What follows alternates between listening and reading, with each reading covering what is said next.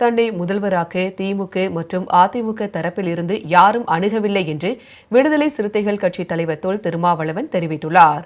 சென்னை வேளச்சேரியில் செய்தியாளர்களிடம் பேசிய அவர், குடியரசுத் தலைவர் ஆட்சி வந்துவிடக்கூடாது என்பதற்காக தமிழக வெற்றி கழகத்திற்கு ஆதரவு அளித்ததாகவும் தொடர்ந்து திமுக கூட்டணியில் தொடர்வதாகவும் கூறினார்.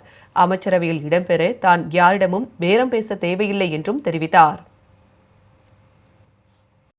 காசிப்ஸ் தான் சொன்னேன். அது அதிகாரப்பூர்வமான தகவல் கிடையாது.